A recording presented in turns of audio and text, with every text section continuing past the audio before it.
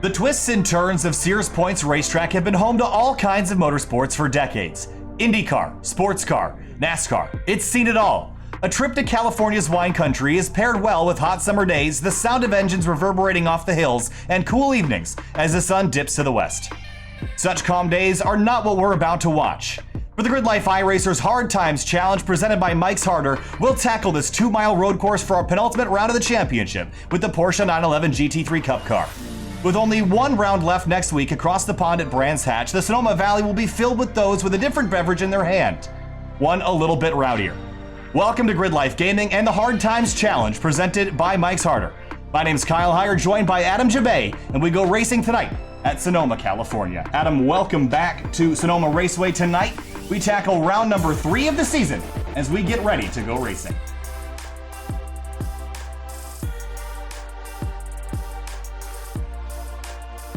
This facility in real life, it's home to IndyCar. It's played host to NASCAR, IndyCar. There's a drag strip. This is a wild little facility here.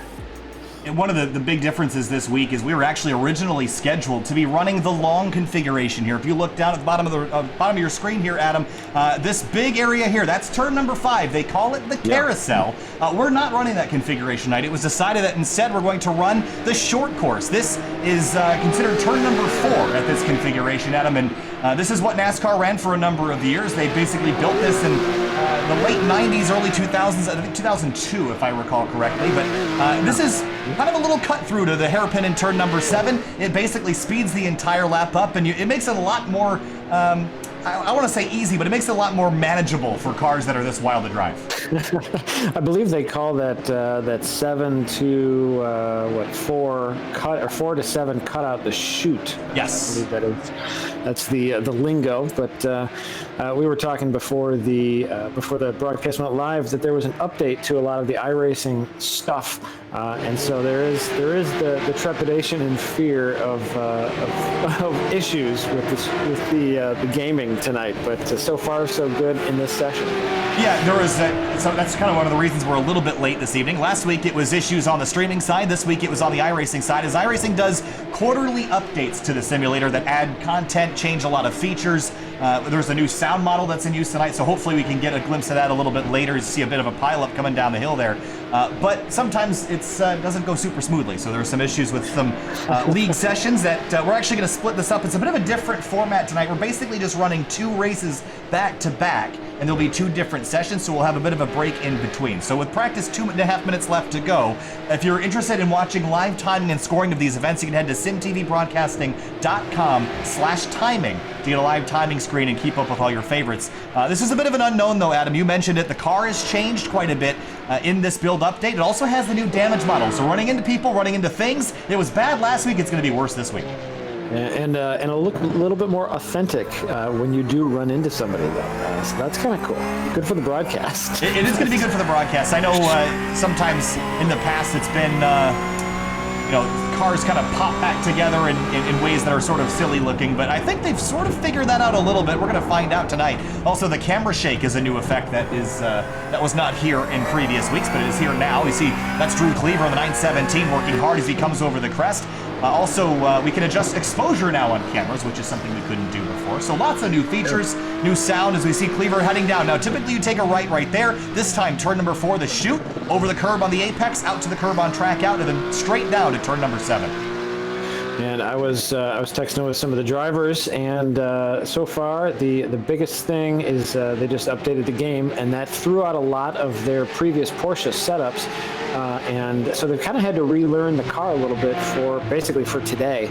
Everybody's scrambling, but everybody is in the same boat, so it's a bit of throws a little bit of a monkey wrench into their personal Porsche repertoire, but it should be fun to see who can be flexible and adapt to the new car. The track is really tough. You have to use the curbs in certain areas. It makes it hard to be consistent. And the high-speed S's are great until the last one. The car doesn't want to turn, and hitting it just right is harder because it's blind, according to Tom O'Gorman. And also hearing braking zones for the hairpins, and I think it's a little bit tricky. It's still got some of the Porsche problems, hard on the brakes, no ABS on this car, as we have talked about in the past couple of races.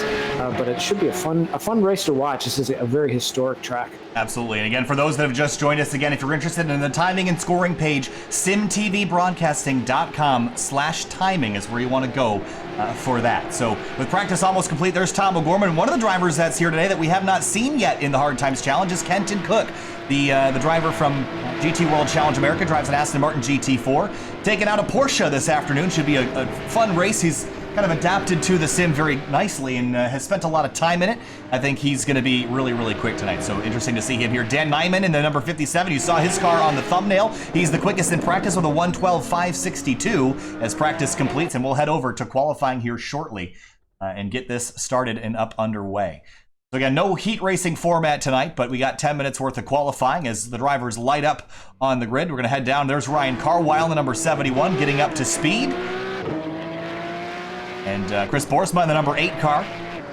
And the K-Tune cars had some trouble last week at Motegi and for a bit of redemption this week. And we'll see if Boersma has spent some time practicing. This is not an easy combination. This track is very slick, and the curbs are super unforgiving on this car. Yeah, last week was a very interesting track with all of the hairpins that Motegi Twin Ring throws at these cars. So you really had to, in order to win that event, you had to really be perfect on your corner entry, your mid-corner speed, and then just maximize that speed onto the straightaway. This track has a few of the same elements, but beautiful old track, built in '67, I believe, opened in '68, and just one of those historic American road race courses, and used to be called Sears Point, if you've heard of that.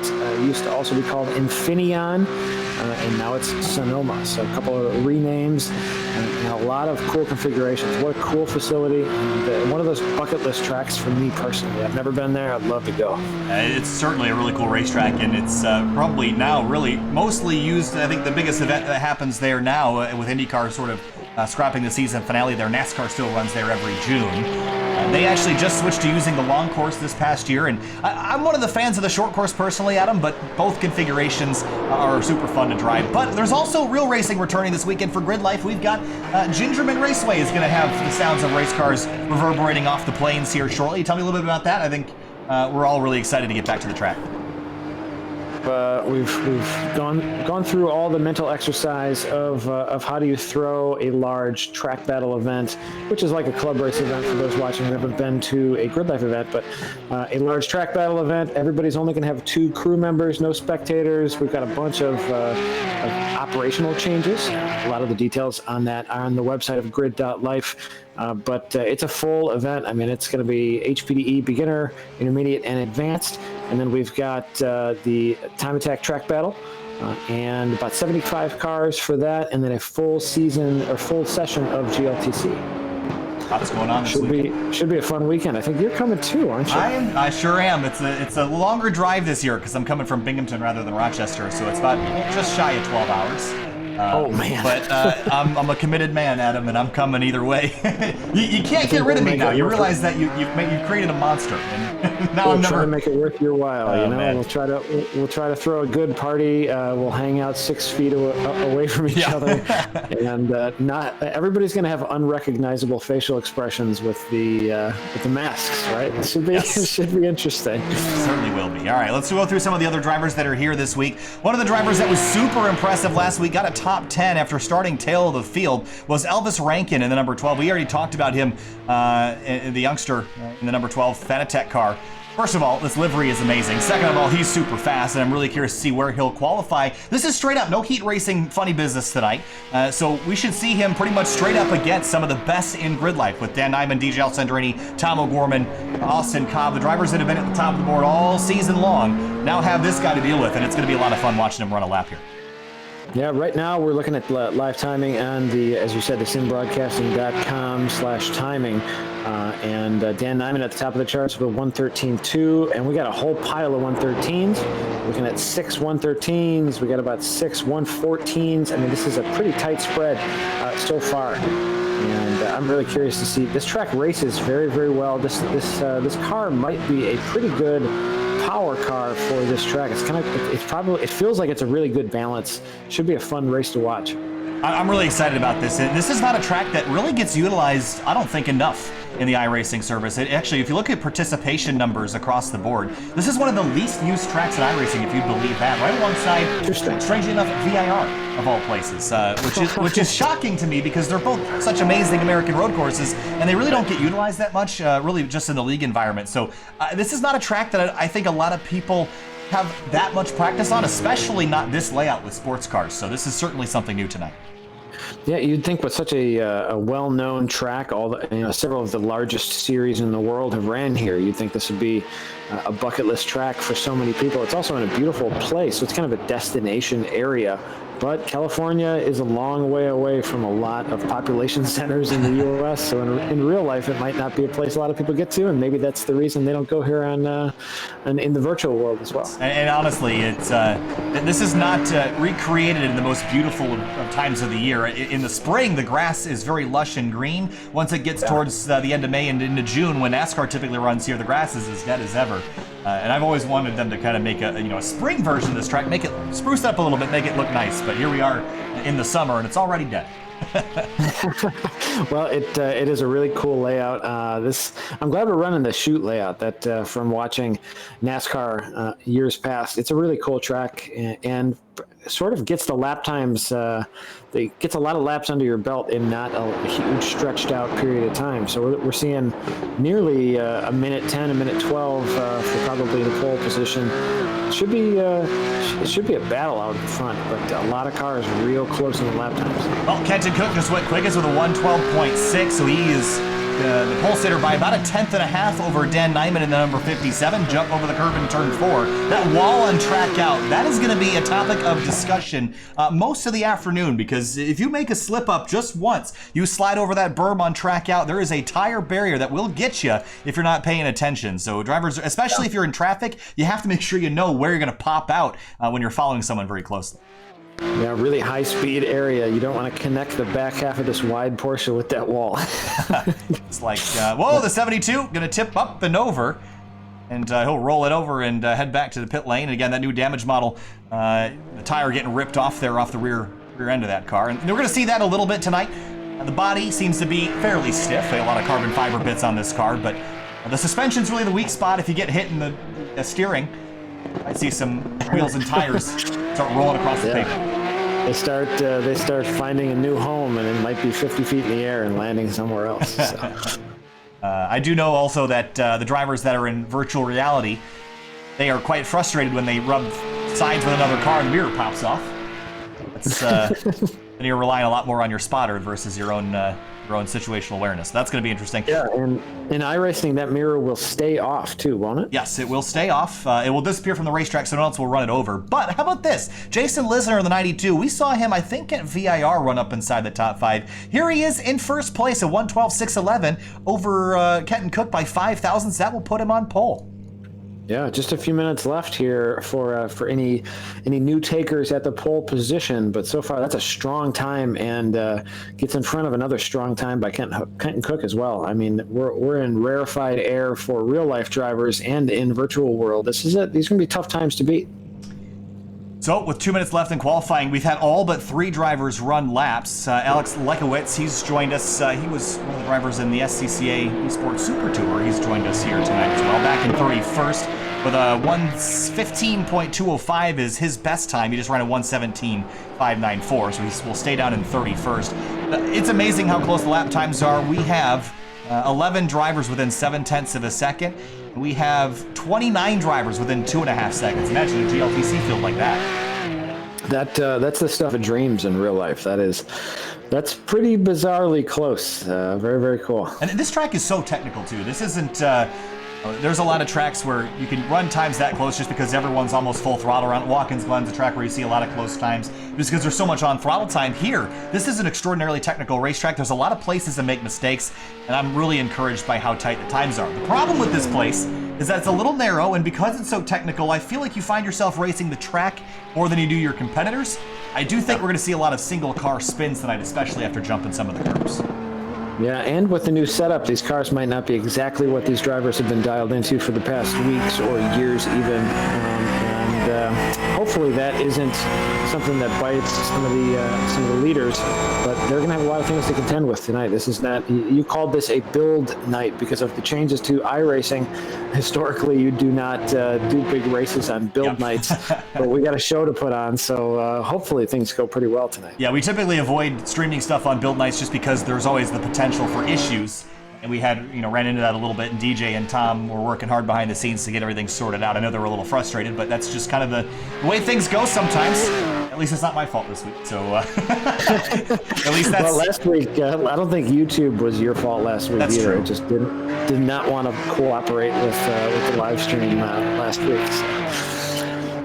Well, at least, I know you take it very seriously. I do. Sometimes YouTube just messes with your head, right? It's easy to blame it on the big corporations, so I'm going to do that. Well, you always have to blame the faceless corporation, especially if they are partly to blame. Yes, I have a face, and so therefore it's not my fault.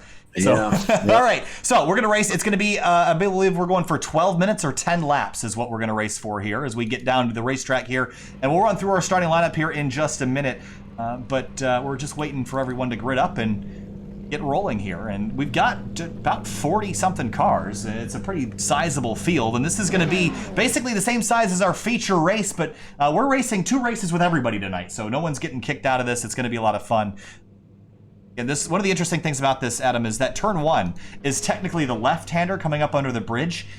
But the first real corner is turn 2, you see right in the middle of the screen here.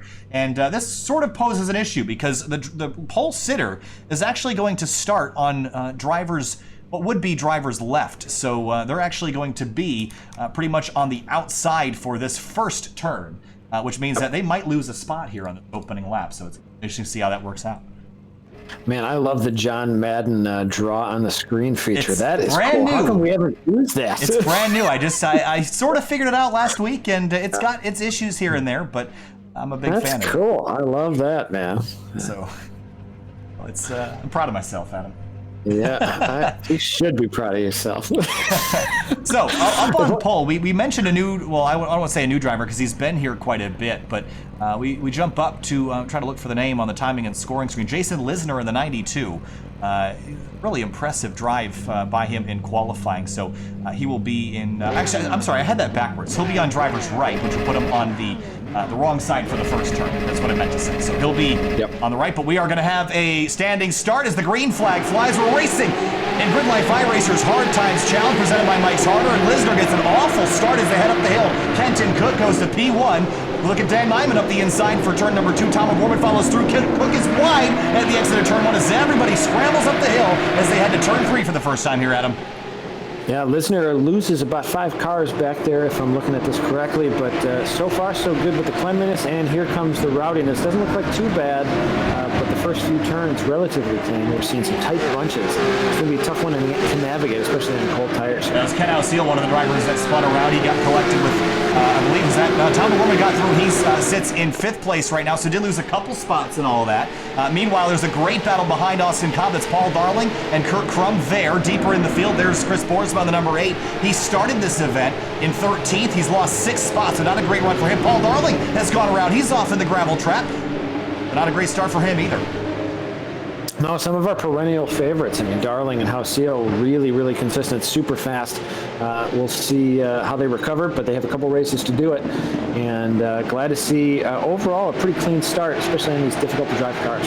DJ a little bit tight at the exit of turn number 11, so that will put him right in the sights of Lisner, who was our pole sitter for this race. A really good effort. I think he's going to be quicker than DJ tonight. He's working over him now as they head up the hill. Already a lap complete. That's how fast things go here at Sonoma. Yeah, Kenton Cook first lap around with a 1:18.9. That's a pretty solid standing start lap there with a 1:19.68 by Dan Nyman chasing him, and Tomo with a 1:20.5. Into turn number 4, Cook leads the way, and it's basically a 7-car, make that an 8-car breakaway. There's Elvis Rankin in the 12. He's put himself into 8th. Right behind the number 41, I believe it's, I'm going to look back a little farther, Brandon Cocker. He's chasing down, look at that Mike's Harder vehicle right there, the black and yellow. Following Borsma, who's back to 12th, and George Fike in the number 9. He is in 11th as it stands. So now through the S's, a rhythmic section here. It's very easy to make a mistake and run wide here. Yeah, super flowing, real high speed. I mean, what do you think they're in, about third, fourth gear? Where are they at here? Fourth to fifth generally in this car, about 115 to 130. Section, and we're seeing cars lining up, and they're really just trying to put some work in, get a few laps down before they start battling. Some good battles across the racetrack. Looking back deeper in the field, I do see a couple cars. Whoa, big send down the inside for the 33 car, I think that was. Someone else has gone around. That looks to be, trying to see what car that was. I didn't catch the number on that, but a couple spins down there. It was a bit of a bomb there, maybe accidental, but it seems like all's well that ends well there. But so far, Kenton Cook out front. His last lap at 1:13.4. He is lighting his car on fire here. This is some good speed for his first flyer. Dan Nyman real close to the 1:13.6 though, and then Tama with a 1:13.5. The gap from P1 to P3 about 1.6 seconds right now. Rankin 11th to 7th so far in his Fanatec sponsor car. Kurt Crum 7th up to 6th. Is there some damage on the nose of that car? Hard to tell. Might have gotten a little bit of a scrub. Nope, looks okay. Always concerned about, with the new damage model, drivers getting used to how the car reacts when you contact it. It changes the entire properties of the simulator. The way the car interacts with the surface and everything is totally different than the legacy version. You see Kurt Crum a little bit loose into turn number 11. The other thing that it steps out a little bit there. Yeah, the other thing that the damage model changes is the way that the cars interact. Now the cars absorb impact a lot better, so you can get a little bit rougher as you see a car off. I'm not sure if that's a good thing, but there's Brandon Cocker. He's had a spin. Let's go back and see how he got himself into that situation. He's locked up the rears there just a touch. Rejoined straight back onto the racetrack. Yeah, the just about got taken out by the car shooting in behind him, but close call. Single file flying through this turn here. Beautiful looking track. I do love some of the camera shots you have here.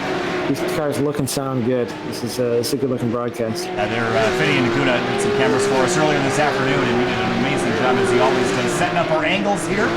As the cars climb the curbs over in turn number 4. Checking back in on the race leader, though, Kenton Cook leads the way by 1 second over Dan Nyman. But Nyman was really quick in practice, and Tom O'Gorman was quicker than the race leader last time by. Some cones go flying there into turn number 11, but I'm not sure we've seen the end of this yet. 7 minutes to go, not quite halfway, and the top 3 are all running quicker than the driver ahead. I think the last few weeks we've seen Tom O'Gorman have a bit of bad luck. I'm crossing my fingers that he has a bit better night here tonight. So far so good, but I don't want to be the guy that jinxes him. The old 94 up there in the windshield, as we're seeing the in-car footage. That new shaky cam in-car footage, it is pretty accurate looking. That is really, really solid. Yeah, it's pretty interesting. I'm not convinced on it in all applications, but we're gonna have to adjust and tweak it. I do really like the auto exposing camera, though. It makes everything look a lot less blown out, especially when the sun gets low in the sky. But afternoon sun here today in California. But O'Gorman now has reeled in Nyman down to about 3/10 behind him. That's about 2 car lengths as they now head into the very single file SS portion. Yeah, very single file. We're seeing just about everybody lining up there. Our gap to the leader, 1.2 and 1.7 respectively, P1, P2, and P3. Jason Lisner, though, chasing DJ Alessandrini in P5 right now. We've got a lot of very fast names there in the top 10. That's a very elite car, elite crew of drivers. A 1:12.7, the fastest, and a 1:13.0 down to P8. So that's a really close crop, almost 2.1 tenths. Really impressive. You see Rankin now having to fight off Austin Cobb, who won back at VIR, and Cobb really had this car sorted out setup-wise, and I actually used his VIR setup that he had shared with everybody at Road America. It was just a jack-of-all-trades sort of setup. All that's gone. All your notes, everything with this update this afternoon, completely gone. Got to start over from scratch. All the cambers and ride heights failed everything. It's like me in a math class. Just everything failed. So put in that work all over again, right? Yep. start from zero. At least some of the main dynamics of the car are the same. But yeah, small inputs and small setup changes, just everything's different now. Yep, it really is. We got a bit of an issue. Matt Christie's gone around in the number 550, trying to get an idea of where this is on the track. He's so far off. I think this is actually entry to the S's, maybe, or is this on the inside of? Oh wow, this is on the inside of turn 4, or turn 3 rather. Let's go back and see how he found himself over here. Oh, just turned in way early, got up there on the curb, and slid all the way to the wall. That was good. He's trying to get on the drag strip to see what kind of times these things lay down. Oh, Tom O'Gorman's had an issue. And Dan Nyman as well. They've both gone around in turn number 11, second and third. Man. Was there contact maybe?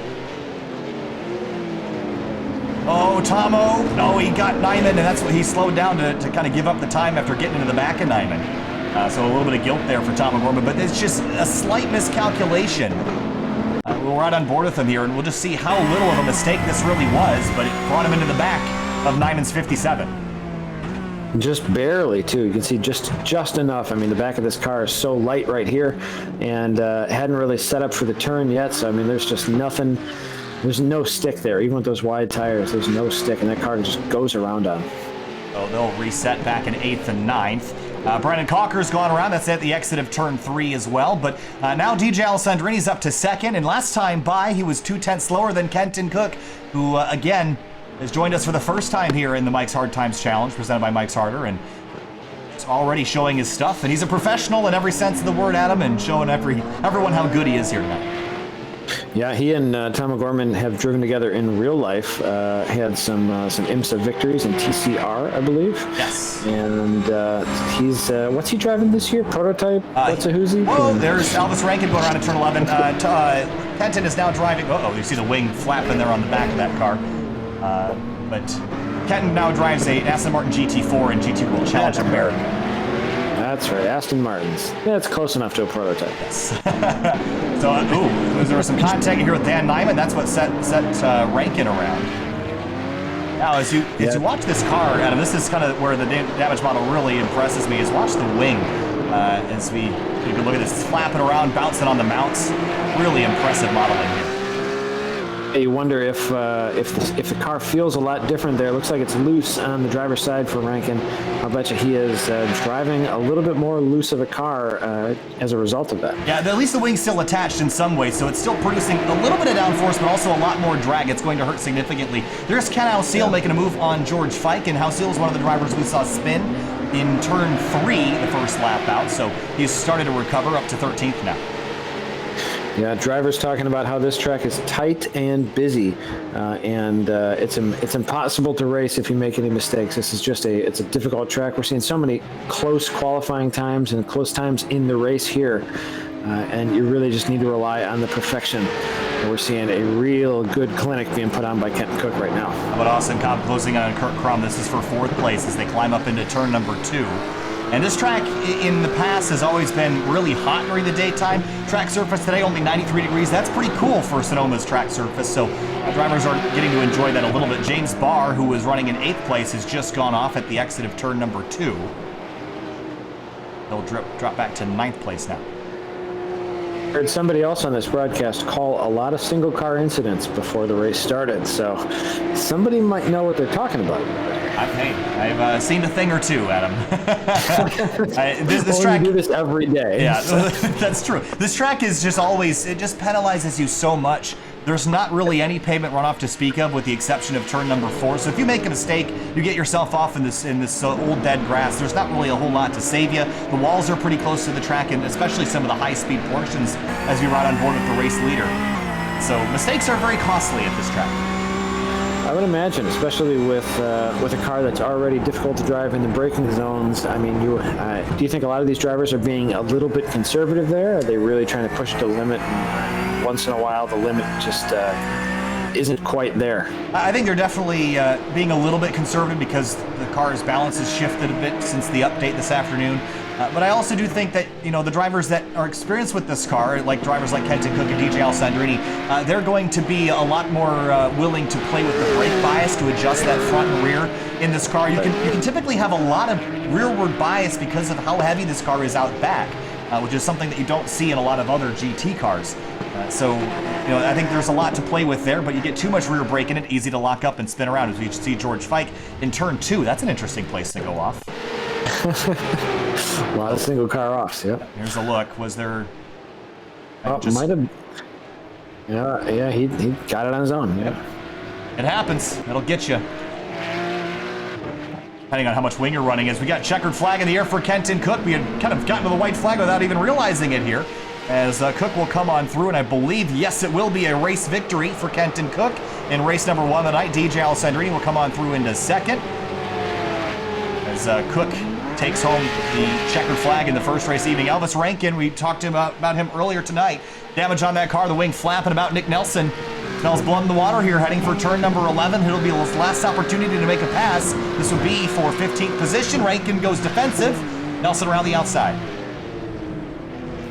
Rankin puts it in the dirt a little bit on driver's left. Will it be enough? It looks like he set up just enough of a defense there. There is no challenge. Rankin will come on through and will come home, looks like scored in 15th place. So top 5, Cook, Alessandrini, Lisner, Crum, and Austin Cobb. And look, here we go. Wow, that is something. That is impressive. And, well, now that we can look at it, and they got some air there, Adam. Oh, my goodness. They're just pinging off everywhere now. All right, let's have a look. Oh, man. I don't even know how you do that other than just drive full speed into your friends after the race. You launch yourself off a cliff is what those guys were doing. Now let's have a quick look at the race results. Kenton Cook, again, he led every lap, flag to flag. Best lap of a 1:12.5, started in second, came home with the win. Alessandrini 3.5 seconds back. Lisner was the pole sitter, got an awful start. We'll see if he can recover that in race number 2. Elvis Rankin, we talked about, finishes 14th in the number 12 car. And looking down the rest of the order, drivers that should have, could have, would have had a better race. Paul Darling, he comes home all the way down in 28th position. Looks like Ken Ausil managed to grab an 11th after all that. Ryan Christoph dead last in 40th, so he's certainly going to look to improve in race number 2. I don't think you strive to be P40. If you're Ryan Christoph, you're looking for more than that. Yes, I think so. So we're going to jump to break for just a few minutes. I have faith. And we'll get lined up and ready to go racing for race number 2 here in just a few short moments. Stay with us.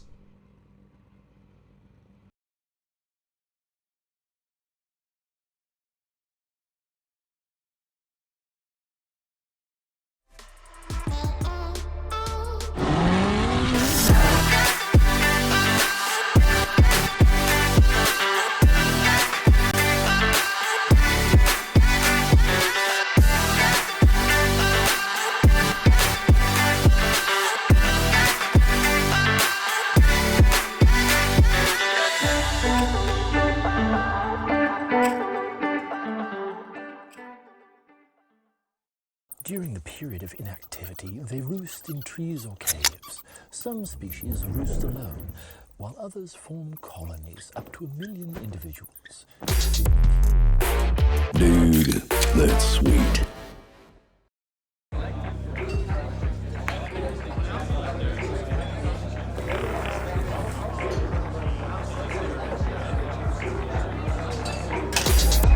Dude, that's sweet.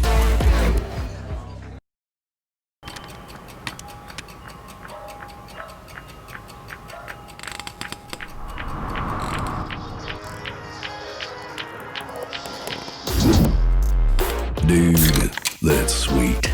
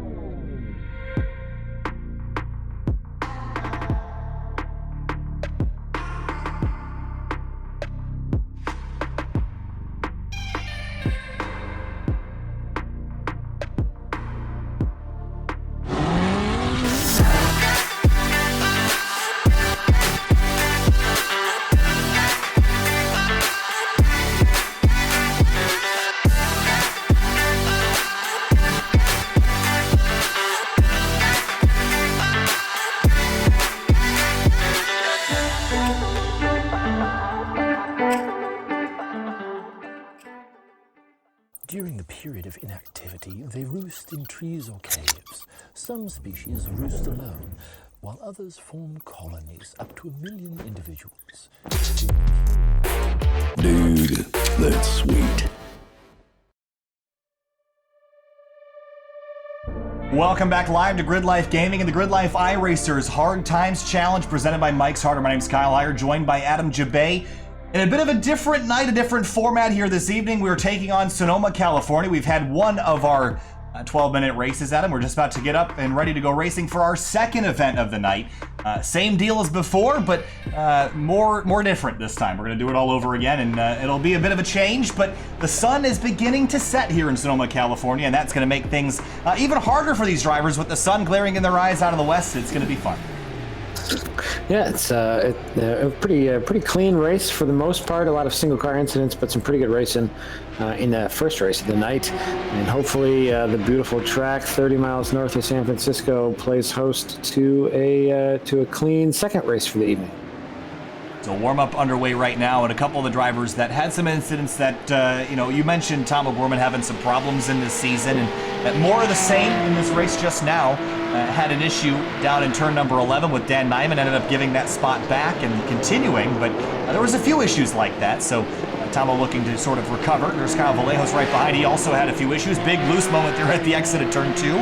Drivers will be fighting that all night long. It's not just loose on braking, it's loose pretty much everywhere, and having a hold on that car is pretty tricky. It's not an easy car to drive at any racetrack, but one that's this technical and this rough is also very difficult. Yeah, we've notoriously heard how spooky it is on brakes, but especially the first few turns, we've seen the cars be unpredictable in a bunch of different ways. We've seen crashes from just about every input the driver can have. They get into somebody, they slide into somebody, they drive into somebody. It does make for an entertaining first 3 or 4 turns. Yeah, I think the drivers are sort of getting used to this again. A lot of changes in this car this afternoon, which is, you don't get a lot of time to practice it. And I know a lot of the guys here, Tom and DJ, were practicing this car for quite a bit before this session. I don't think everybody's done that, so there's a lot of question marks about the handling of the car. There's Ken Ausil, who's one of the drivers that spun on lap 1 last time. Jason Lisner was the pole sitter in the first race. Big jump there over the curbs. And let's talk about this for a second here, Adam, because I think this is a good thing to talk about. This big, massive anti-cut curb here on the apex of turn 4. This is pretty gnarly, and you're going to get a significant amount of air here. I don't think this makes you go any faster, though. And even traveling over this berm either, I don't think that's really a great idea in this car. In a stock car, you can really get the car to rotate. Not really in the Porsche Cup cars. I think it's better just to apex here and stay to the right of that berm. I think that's the best way to make speed around that corner, but it certainly is a very dynamic corner to watch as you see drivers, take a big jump over, and we can look again at Jason Lisner here as he comes on through a big pop-up with the right front tire. Yeah, a couple of the drivers that I was talking to about this car at this track before the broadcast, they, via text message and stuff, they said the curbs make the car very unpredictable, but in a few spots they are quite useful for making that last tenth of a second. But yeah, the one we just talked about, that makes a big dramatic picture. It might not be the fastest way around, and it might not be the most predictable way around. No. And the old adage goes, to finish first, you must first finish. So if you don't chuck yourself into the wall, that might be a usable line. So this curb right here that I've circled, that is one of the ones that you can use. Really, all of the ones in the S's, you can really hook the car over. And if we ride on board, I think we got Jason Lisner somewhere here. Just watch how much curb he's using on driver's left and then back to driver's right. All of it, basically. Yeah, putting the inside of his inside tire just over, it almost looks like he's fully into the dirt there. Same story in turn number 10 as well, and track out in turn 10 all the way out to the edge of the dirt. Sending the cones flying on corner entry. Tucking it down tight to the apex in turn number 11. Great passing zone down here in the hairpin, but this is super inviting and often not the best place to make a move, but drivers will give it a try. Whether or not alongside enough to make a pass, that's one thing. That's going to hurt. Tomo's going to head down in there, and we can find him on the timing screen. We'll get a nice good look at the damage model if I can go back and let's have a look. There's the mirror. I didn't hit it that hard, but enough to reset back to the pits as he gets rolling again. Yeah, good to see drivers really trying to find every last bit of every line. We saw Lisner take out some of those curbs because he wants to turn in from as far left as he could into that particular turn that we were watching. It just, I do enjoy the practice sessions just about as much as the races almost. There's Robert Hartley. We've seen him in a number of different places, including he's a current competitor in Spec MX5 Sim Racing Challenge, again, competing. Wow, there's a big curb jump there for the 35. Competing again for an opportunity to test one of those race cars for real. It hasn't had the best start to the seasons over there after finishing runner-up last year, but again, there's still a long way to go left in that season. That's on Wednesday nights on another Sim TV production over there, but that's on the Winding Road channel. It's been, we've had a lot of cool partnerships at them, including this one. A lot of drivers that we see kind of span almost all of those partnerships with us, so there's a lot of familiar names and faces. Yeah, some of the faster drivers in iRacing follow you around one way or the other. I don't think they're following it for me, but They're going where you're going. Yes. Anthony Montello here is in the number 19 car, and Anthony's got a nice livery on that car. He's also owns a vinyl business. He does full vehicle wraps and stickers and things of the sort. And I've got some, and they're nice. They're super high quality. I'm going to bring some of them to GRIDLIFE, hand them out. They're pretty cool things. Good to support the companies that our drivers do in real life. They do pretty much everything, and I know they also have a code, and they don't really. I guess they sponsor us, not here, but if you use, I'm just telling you now, to save you some dollars, if you message them and use code SimTV, you can get 20% off. Just. SYM. Yes. So we'll head down to the racetrack, though. It's time to grid up. We've got, let's see, 38 cars on the grid for this one. Again, live timing and scoring here. The GRIDLIFE iRacers Hard Times Challenge from Sonoma, simtvbroadcasting.com/timing. That'll get you to that page where you can follow along in real time. So Kenton Cook is going to be sitting on pole where he won race number 1. Alessandrini, Lisner, Crum, Cobb, the rest of your top 5. Yeah, Kenton Cook really had a super clean race, just led just about from the start. I think he was P2 on the start, and he just took it right away, and probably be looking to do more of the same, but he's chased by one of our perennial favorites, DJ Alessandrini. So a lot of fast drivers in the top 15, top 20 here. I mean, people that we've talked about for weeks and weeks. Oh, already Lisner's going to spin right in the middle of the grid. Damage to that car already. 3, 4, 5 wide as everyone heads up the hill. There's no way this isn't going to be a mess. That might have been Tom O'Gorman also involved there. So already trouble at the race start. And was it Tomo? Yes, it was. So he's had an issue right at the start. You see there in the background, that's Christoph, who's also spun around. So big drama in the opening moments of this one as we head through turn number 3. Kurt Crum's gone off at the exit of turn 2. Now we crest the hill for the first time. A wild start to the second race of the evening. Yeah, these cars really separating rapidly. As that start was a tough one for a lot of our drivers here. But look at this line of cars, just getting nose to tail, trying to make a good lap time here. Big stack ups. Oh, more trouble, and that is DJ Alessandrini in the number 37 car. He's had an issue. And Kenton Cook, that's the race leader. He's also in it. Both front runners. Hard to tell right now who might be our leader. Is that Austin Cobb out front right now? It should be. I think it's going to cycle out that way. Kenton Cook had ran wide at the exit of 7, and oh, he tags Alessandrini, and that was really on Kenton there, Adam. He just drifted over and caught DJ out. So both of them will spin, and the race leader after all of that will be Austin Cobb at the conclusion of lap number 1. Cobb restarted this race in 5th up to the race lead after 1 lap. What a chaotic and crazy start. That is a busy one. Cobb right now chased by Dan Nyman and Ken Hauseal. Ken Hauseal he had a bit of a rough race last time, but right now P3 and looking at 120, 119.4, 122.2, and a 120.8 for the podium right now in first lap times. See Lisner with all that damage on the nose of the car. He spun around and got clobbered. That car is certainly going to be less aerodynamically efficient, making it work right now. It looks like the tires are a little bit more exposed than they're supposed to be. Yes. That's, what do they call that, hella flush in the car industry? Not hella flush. Yeah. No, it's not flush. Those things might be untucked. Here is Kenton Cook in the 26. He's going to work his way back by Ryan Carwile and put himself in 21st. That was a rare mistake by Kenton Cook. to run wide after running himself off the racetrack and then coming back across and collecting another driver. There's Jonas Seeger.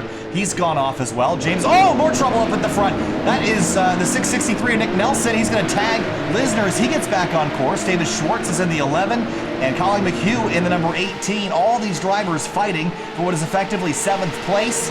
And elbows are out here in race 2 of the Hard Times Challenge. Yeah, they are.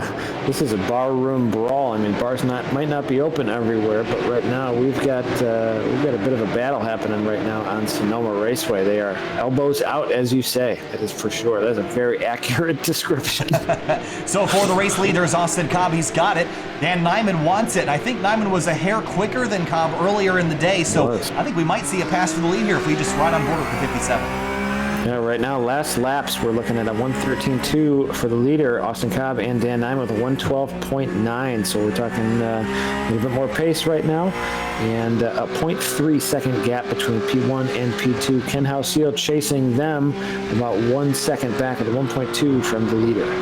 Oh, second place car off. Nyman in the dirt in turn number 10. Can he get the car woed down? Big lockup, maybe. No, he's going to get it woed down just in time. Hauseal gets it stopped with a big lockup on the right front tire. We'll see if he can close from third. He got spun out early in race number 1, trying to recover and maybe grab a podium spot or better. Meanwhile, there goes Schwartz in the black number 11.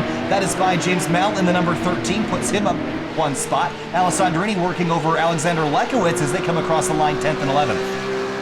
Over and over, we're seeing these hard braking zones be really the separating factor between a perfect lap and maybe even crashing into your friends. This is a hard track here. More trouble. Chris Boersma's in it in the 23. There's David Schwartz as well. Go back and see how this all came to be. Boersma up the hill. He was all by himself. Caught the curb and kind of unsettled the car. He spins. And then Schwartz was coming up after, and I think he got distracted maybe. Oh, he just ran wide and didn't get collected. Yeah, just off in the wrong spot here. Back to the race lead. Cobb by half a second over Dan Nyman. 15 minutes in this race to go, so a little bit longer this time through. As Cobb tries to run away from Nyman, and last time by, with Nyman's mistake, I don't know if he gained any time. He actually lost a 10th. I think he's going to gain some back this lap. Cobb, Nyman, and Hauseal might be the show to watch here. We're seeing a pretty even spread between those 3 drivers the last couple laps, and all very well paired in their abilities. This might be a fun show at the end. Alessandrini's gotten by Lekowitz. That's for 7th place. He made that pass in turn number 11. He's got about 20 car lengths to make up to Nick Nelson up the road, who's in 6th. And behind Alessandrini, it's a car length and a half back to Lekowitz. Another car length from Colin McHugh, 2 more to James Mell. And Ken Hauseal has spun out of 3rd place, and the consistency just not there for the 33 car tonight. Let's have a look here at how this happened. Whoa, looks like he got the wall too. Look. Big curb jump there and crests the hill. Comes across the racetrack. Did catch the wall, but not significant. Just a little crinkle there. We'll get back in line. Continues in 4th place. Only lost 1 spot, but did lose a lot of time to the race leaders. And I think he would have been in position to win this race. With Nyman and Cobb chasing each other, it'd be very easy for either one or both of these drivers to make a mistake. You want to be right on top of them. And now he's got about a 9-second difference to their top spot. Yeah, Cobb's now about 7-ish, 8 seconds more in front of Hauseal than he was. So it's a rough break for Ken Hauseal. The perfection is just something that's so needed in this car. What a difficult car. Who chose this car? Well, it's difficult in a very fun way. There's Val DiPietro. He's gone around in turn number 11. No, we'll see. It definitely makes fun racing. Yeah. It certainly does. I think it makes you a better race car driver for sure. So here's a look at DiPietro. Gets on the brakes, locks up, trying to avoid Anthony Montello, so he'll spin. Ken Hauseal has just had another off as well. And this time, is it more significant? Doesn't look like he's picked up any additional damage. There is Montello in the number 19. Good on who were we just watching? Val DiPietro.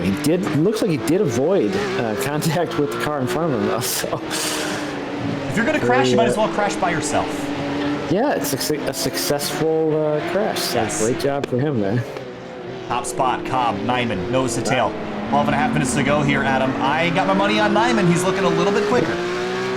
he is in the he's in the position to pounce here. I mean, this is if I were him, I'd want to stay back here, get as close as I could, just put that pressure on, and just demand that perfect race from Cobb. And if he makes one mistake, it's yours. A little bit wide through turn 2. Nyman able to capitalize, and he'll reel him in another 10th. Now a climb up the hill into turn 3. Big jump over the curb for Nyman, carrying as much speed as possible. Whoa, big slide at the exit of 3. Now into turn 4. You can really see in these in-car shots some of this crazy elevation change. 160 feet. That is significant in any racetrack anywhere. And it's not, some racetracks claim they got 150 feet or 200 feet or whatever, but it's over the course of the entire place. It feels like Sonoma, you get all that 160 feet basically in one sector, and you really feel it around here. Like 1/3 of the track is all of the elevation change. There is significant change elsewhere on the course, but really that first sector, the climb up to turn 2, and then really down into 7 is where you see a lot of it. Now through some lap traffic, that's the 22 car, Jinhui Zhang, that they're going to go around. Nyman had to pinch the exit a little bit. That's going to cost him a lot of time. The lap car, almost gets into him across the line. A second gain for Cobb with that interchange. Yeah, we're looking at about a 0.9 second gap right now. Last lap around a 1:12.4 for Cobb and a 1:12.9 for Nyman. So he is running solid and clean out front there, Mr. Austin Cobb. Well, Kenton Cook. Whoa, there goes the mirror on that car, and also the front tire. That will probably pop back on here again. Some inconsistencies with some damage, but look at that. No driver, no passenger side mirror. And that's an awful big inconvenience if you're running in, I know Kenton runs triple screen, so that's going to be certainly a distraction to not have that right side, or the left side mirror for that matter. He's mirrorless right now. He is. He's running blind behind him, but all he needs to focus on is what's in front. So he's about 11th right now. His fastest of this race, a 1:12.39. So super solid running so far. This never gets old to watch. He's just pulling it a little bit too tight to the tires. This was a discussion before the race right there. Whoop, just nicked it, popped it off, and went bouncing across the racetrack. So Kenton Cook now driving with only the rear view mirror. Anthony Montello, he has had a bit of a spin in turn number 7. Surprised we haven't seen more issues over here. This is sort of a common area to get issues, and just grabbing a replay real quick. Have a look. Gets in, gets up on the curb, kind of destabilizes the car. It sends him around. Good progress near the back of the pack. Ryan Kristoff, I believe he started last. He's up to 21st, so good solid running for him so far. He did start 37th, which was second to last in this race. And here he is up into 20th, so plus 17. Car looking a little bit worse for wear, but still running. Engine's out back. Doesn't matter if you bang up the front, right? Yeah, we've seen worse. He might need to put more time in. He's been building a shower in real life. Maybe he needs to get behind the wheel a little bit more, but good solid run in his second race for Kristoff. Whoa, bit of a bobble, lock up the right front tire. And he'll bring it to a halt, so he got it mowed down just in time. Back up to the race lead, Austin Cobb. 9 minutes to go to defend this for now. But Nyman has reeled him back in, was 0.2 quicker last time by. And just putting the pressure on. I don't think Nyman really needs to go up there and pass him. He just needs to pressure Cobb into a mistake. We've seen Cobb make a few of those, so if you can just make him make a worse mistake, then you'll be in a good position. Yeah, and just really, Nyman, I think, should be focusing on his strengths and really just trying to run that super clean race, which he's in the best position to do it. He's getting a good reference point. They're running really similar lap times right now. Their best is less than 0.2 of a second off, and he's just lying in wait.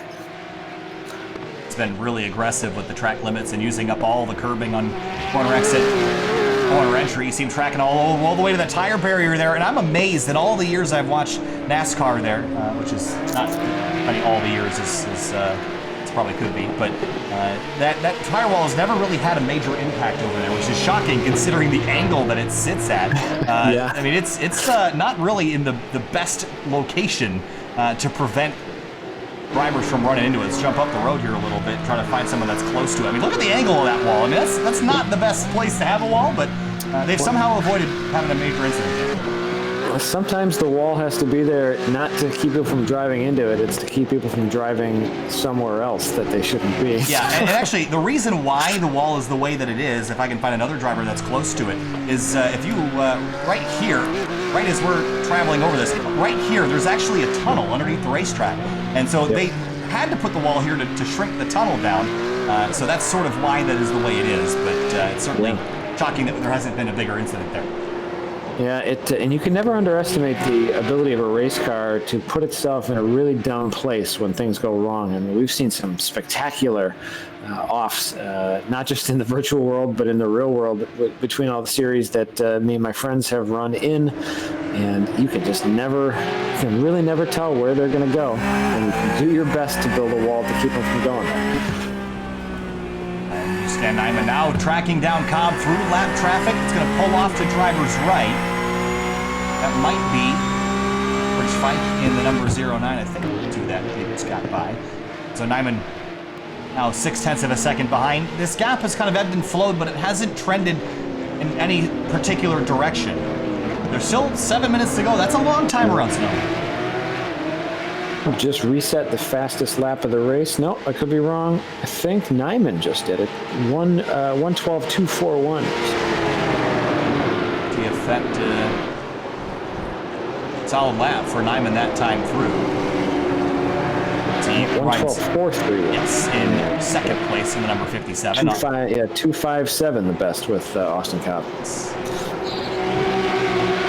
Down the hill now. Numbers. There are a lot of numbers out there. A lot of numbers. Into turn 4. Never good at that. Watch how close he is to the wall. That was about as close as you want to get to it. It's a pucker factor every time, especially if we see it from this view. That wall just comes up on you really fast. You get really comfortable as a driver. You start to learn where the edges of your race car are. I'm just shocked that didn't take the mirror off the door of the 36. Nyman trying to set up a pass here. Both just grabbing a nick of the grass there on the left, and now back to the right for turn 10. Nyman struggling here just a little bit. You see Cobb pull away. Now into 11, though. This is where Nyman seems to gain a lot. Right into the braking zone, right to the rear bumper. Now it's just 0.3 of a second, 1 car length. So close. Working now with 5.5 minutes to go. Race leader Austin Cobb has led a significant portion of this race. The winner from VIR, another racetrack that is technical in some portions and all flat out in the rest, but now he's held up behind a lap car. This is going to kill off the rest of the lead that he had. The lapper's going to run off the course, but Nyman has already taken advantage of the position. He is right there behind leader Austin Cobb, half a car length now as they head down to turn 4. Yeah, and we're seeing these two cars using all of this track there, full left, full right, all onto the curbs. They're running their fastest laps of the race here towards the end, and they're on the ragged edge, so it's still anybody's game. Both of these drivers could easily make a mistake at the pace that they're running at. You saw Nyman almost get in too deep. He was actually behind on his downshifts. He got to the corner and still had 2 or 3 more to make before he had the car in the gear that he wanted. But he got it there in time and rides right behind Cobb. Now the aerodynamics of these cars, they're not super aero-dependent, but they do have a pretty large rear wing. And he's following so closely that he's probably missing some of that downforce following Cobb so closely through those high-speed S's. Yeah. Looks like Cobb is getting off the corner just a little bit better. His setup might be a little bit more perfected in that regard, but Nyman slightly stronger on the brakes from what I'm seeing. Sonoma really isn't that heavy of a straightaway track, so if I had to pick one, I'd probably be better on the brakes at this particular track, but Cobb's making it count. Oh, that was a big cut for Nyman. He might have to give up some time. I'd be shocked if they let him get away with that one. It looks like they have, so he'll be able to continue. Typically, a cut that big at him would get you a slowdown penalty, but he just used a lot of the curve. Yeah, real close. That had to have been right on the fine line. See the tire tracks he left into turn number 7, and that's actually going to kill off a lot of the speed there for him. That's a bit too hot. When you're leaving rubber down on the racetrack, you're typically leaving some speed out there as well. You don't want to put the black lines down in the braking zones. That's never fun. Oh, right in front of the race leaders. That's a car spinning right in front of Austin Cobb. Riding on board with Nyman. Cars off to the inside. Both leaders will get on by no problem. From another car spun in turn number 11. As the leaders enter, oh, Nyman's going to spin it. He loops it. Second place spins in turn number 11. And just like that, his chances of winning this race have effectively gone out the window, but he's going to get right back on it. Now that half a second gap is going to become 6 or 7 as we come down to 3 minutes to go. Just a couple laps with about a 1 minute 12-second lap time. What are we going to see? 3 more laps here? Looks like next time, yeah. So 3 laps to go right now, 2 laps to go next time by. We'll check deeper in the field. There's Colin McHugh and Kirk Crum. This is for 9th. Back there, if we look at the gaps, I mean, we've got a bunch of them that are real tightly grouped together. McHugh and Crum, definitely one of the closer ones, but we've got a bunch of cars about 49 seconds behind. Lekowitz, Morhart, and Montello very close to each other. Here they are. There's Lekowitz in the green, yellow, and purple car. Morhart, Montello, Cocker all together. 4-car battle for 12th spot as they come onto the front straightaway. And you can see they bunched up real tight in that tight braking zone, so varying setups and varying driver strengths really playing a big part in some of these battles here. Oh, the 19 is going to run a little wide. That's going to give the 24 of Cocker an inside run in the Hard Times Challenge Mike's Harder sponsored car. He'll go around the outside for turn number 3 and then into 3A. Is there going to be a touch there from Montello? He just did a bit of a bobble for the 24 of Cocker. That's going to leave James Houghton with an opportunity to run up the inside, but he backs out, thinks better of it. Yeah, we've got about 6 cars here within about 2 seconds of each other. This might be the battle to watch. If Cobb maintains the lead, I think the party's back about P12 to P17s. Heading on board now with Val DiPietro. We saw him spin in turn number 11 earlier. He got it collected and continued, but now putting pressure on Houghton for 17th position. Through turn 10. Oh, Houghton misses the apex just by a little bit. It's going to leave him vulnerable here. And you can make a dive from pretty far back as DiPietro isn't going to try it. Lock up for Cocker, though. Really gets in close to Houghton there. Goes Montello. Too much power on corner exit. These cars have about 450 horsepower at them, and they will loop on you pretty easily. Yeah, no traction control, no ABS, no what some of the drivers call aids, what others call nannies. It's a bucking bronco of a German car here. Coming across the start-finish line, this will be white flag for race leader Austin Cobb.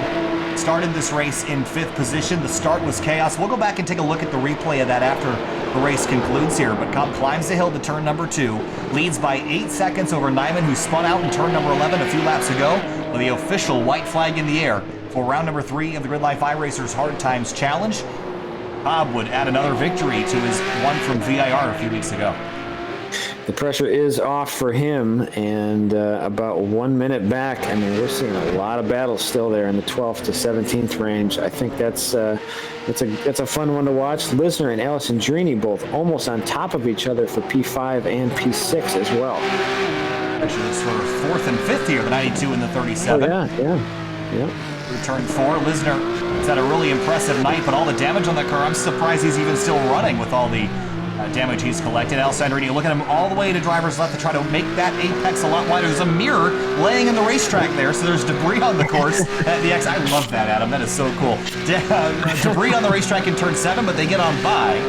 As checkered flag waves for Austin Cobb, VIR the opening round. He went to victory lane. He's going to do it again here in Sonoma. Austin Cobb wins Mike's Hard Times Challenge here. Let's go back to Lisner and Alessandrini. Now into turn number 11. Alessandrini's going to go to the right. They touch. Lisner moves back to the left. Alessandrini shoves his way up the inside. He's loose, though. Can't get the power down. Lisner back around the outside. They touch side by side, trading paint here as they come through 11 and through 12. And it'll be Lisner, by a nose over Alessandrini for 4th. So close. I mean, we're talking half a bumper right there. 6 thousandths of a second for 4th place was the differential. Nick Nelson, Kenton Cook, 6th and 7th. Wow, what a drive there for those drivers. Meanwhile, still more battles going on. There's Cocker in 12th, James Houghton 13th, Morhart and DiPietro. These guys are really in danger of trading positions here. DiPietro sees an opportunity to lunge down the inside. Can he get it stopped? Oh, Houghton's going to lose it right in front of him. Oh, up and over. Oh, no. And Cocker over the pit wall. He's going to have to finish the race on pit road. Well, that's... Oh, my goodness. That was shocking. First time for everything, Adam, and that was awesome. Yeah. Let's go back and watch that again in slow motion because we can. There's no safe place to stand in a pit lane because that might happen, too. Well, here's another look. Houghton hits the tire barriers. DiPietro hits him, and then the tire... Wow. And then just up and over the top of the wall. perfect timing on that crash. Unbelievable. I mean, that's just everything about the wrong place, wrong time. If you're going to have a good battle, that is an excellent way to finish it off. Let's ride on board with the 12 car here at full pace. It was coming on through. Yeah, Cocker he had nowhere to go, and there you go. Five, 6 rolls. That's a sickening feeling for Mornhart, but he comes across the line in 17th after all of that. Here's a look at your race results. And we did give somebody a trophy after this, Adam, and that was Austin Cobb. Led all 17 laps after starting 5th. What a drive that was for him. Nyman, second place, 8.5 back. Beautiful facility, but also a tough one to get real close quarters racing. It's an older track, a little bit narrow. Those high speed sections, those tight hairpins, it definitely makes for interesting racing, and it demands the perfection. Really impressive drive by a bunch of drivers in that field, but we're going to go back in just a moment and take a look at the start of that race. I think everybody wants to know what the heck happened at the initial start, Adam. A lot of drivers piling up. The first driver we saw around was Lisner. Let's go back and try to find what triggered all of these incidents that left a couple of our front runners out early. So here is a look from up above. And Lisner just doesn't get rolling, and it was contact from Cobb that sent him around. And just 3 wide, 4 wide, and then Tom O'Gorman gets spun around. Didn't see exactly what led to him spinning, but that's where everybody else got picked up. Yep. Yeah, Lisner actually got kind of lucky there that O'Gorman was kind of there to take the brunt of it. It almost looks like that is what kept his car pointed the right direction, actually. Then O'Gorman just takes the hit over and over. Paul Darling in here as well. Well, they call it the Hard Times Challenge. There's a lot of hard hits in this race, Adam. And Ryan Kristoff got a piece of that as well. Although Kristoff came home to finish 19th after this impact. We're right on board. Solid run up through that field.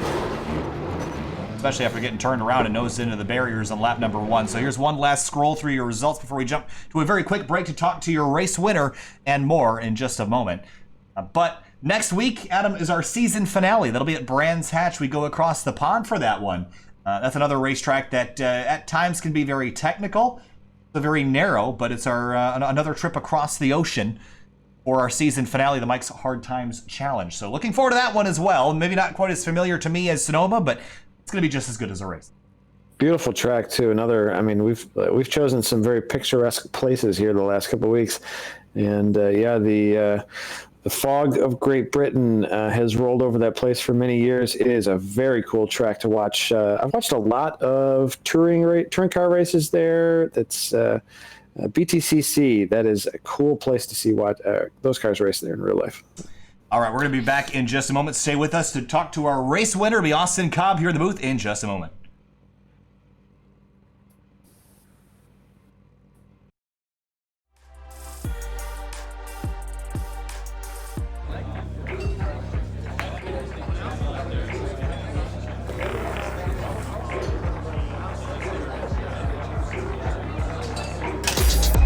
Dude, that's sweet.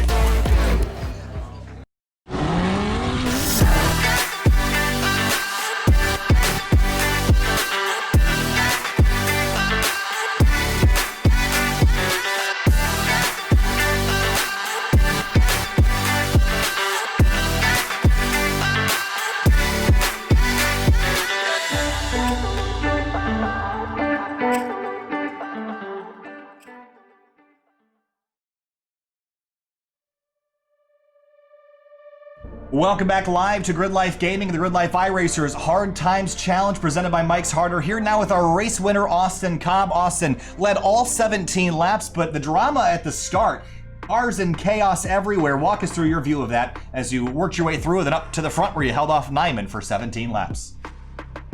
It's a pretty bad start for me. I think I might have actually caused a whole lot of that. Jason got a pretty bad launch, and I got a great launch, and being right behind him, I just couldn't quite squeak around his right side and clipped him, it looked like. But other than that, pretty good race. Was trying to hold off Nyman. He was putting on pressure the entire race, and he said he had front end damage. So, man, he had the pace. That guy's got it. Sure did. How did the new setups and the new updates for iRacing affect you tonight? I think it affected me mentally more than it actually affected me. You know, that first session was so hot that I thought my setup was broken because it was just so loose. But then in the cold session, it felt fine. So I don't think the setups have really changed much. I just set it back to where it was pre-update and felt pretty spot on. That's good to hear. Austin, you won back at VIR as well. We have one more round of Hard Times Challenge. That'll be at Brands Hatch in a week. Pretty different racetrack from what we ran today. Your expectations, and do you think you can pull off another victory there? Man, getting 2 main race wins in one series is a big one. Brands Hatch, I'm expecting a lot of heat. I got a lot of practice to do, but, you know, obviously Nyman got a ton of pace. We got Tomo, we got Kenton, we got DJ, we got so many people. If we can keep it clean next week, you know, I think I'm just going to be happy with wherever I end up having a good race. Hey, Austin, thanks for talking to us. Congratulations. A really good night for you, bringing home another victory in Hard Times Challenge. We look forward to seeing you across the pond next week at Brands Hatch. Absolutely. Can't wait. See you next week. All right, we'll see you later. All right. I think that's all we got here, Adam, for interviewees tonight. I think there's some drivers that are probably not thrilled with how their nights went, which can't blame them. There were some rough ones out there, but we had fun up here in the booth as we always do. This series has been too bad. A lot of fun. Yeah. No, I was very impressed by some of the mid-pack and back-of-the-pack drives by several names that we recognize quite well. But what a couple of races that we saw from Cook and Cobb out there. It was definitely their night. Well, we appreciate everybody kind of sticking through us with the late start here, and obviously the kind of modified schedule this evening with iRacing kind of not cooperating in some ways or other ways, but we got it through it. I think everything went okay for the most part. We should be back on the normal heat racing format next week for our season finale. Again, we've got an event to go to this weekend, Adam, so we're going to get ready to pack up and go do that. Going to be a lot of fun. Keep your eye out for information on news and live potential live coverage of some sort that I'll be trying to cobble together. So keep your eyes out for that on all the GRIDLIFE channels, and we'll see you hopefully this weekend, but definitely next Tuesday at 8:45 p.m. for the season finale of the Mike's Hard Times Challenge presented by Mike's Harder. And thanks again for all their support as we continue our trek and foray into the iRacing esports arena with GRIDLIFE Gaming. Thank you again so much for joining me, Adam, and I'll see you next week at Brands Hatch. How about it?